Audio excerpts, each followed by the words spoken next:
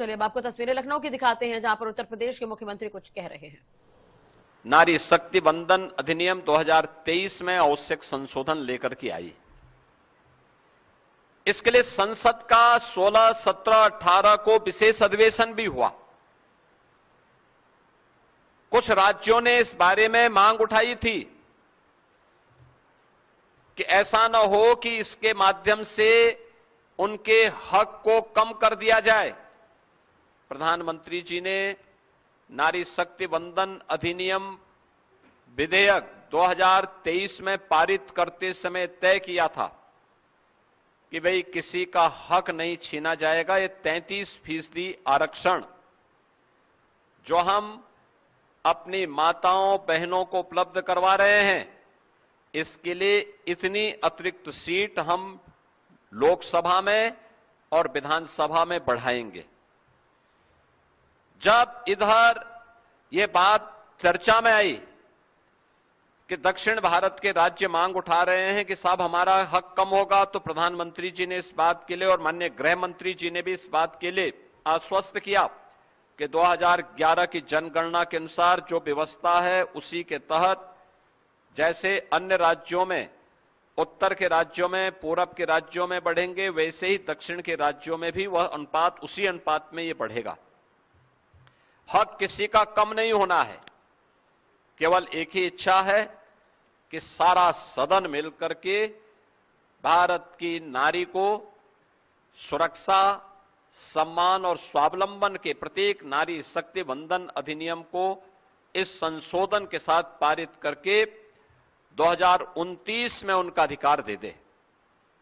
लेकिन जो दृश्य वास्तव में सदन के अंदर इंडी गठबंधन का रहा है, Congress, Samajwadi party, TMC, DMK का रहा है, यह पूरी तरीके से एक बार उस दृश्य की ओर ध्यान आकर्षित करता है जो भरी सभा में द्रौपदी का चीरहरण जैसा दृश्य था। किस प्रकार की टिप्पणी और गैर जिम्मेदाराना टिप्पणियां विपक्ष के द्वारा की गई और किस प्रकार का आचरण किया गया, यह किसी से छुपा हुआ नहीं है। और इसीलिए मैं आज के इस माध्यम से बताना चाहता हूं कि इन सब आश्वासनों के बावजूद सर्वसम्मति से कार्य होता तो स्वाभाविक रूप से पूरे सदन को इसका श्रेय मिलता, नारी को उसका सम्मान, उनकी सुरक्षा और स्वावलंबन के लिए जो कदम उठाए जा रहे थे ये हक मिलता जो उसका स्वाभाविक अधिकार है। लेकिन इसमें जो बातें की गई, लोगों ने ऐसे मुद्दों को लाने का प्रयास किया, जैसे समाजवादी पार्टी ने उसमें मुद्दा छेड़ा कि इसमें मुस्लिम महिलाओं को आरक्षण क्यों नहीं मिल पा रहा है।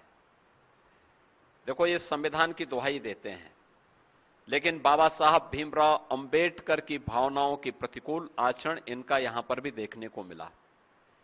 याद करिए, जब भारत का संविधान निर्माण हो रहा था, उस समय संविधान निर्माण होते समय भी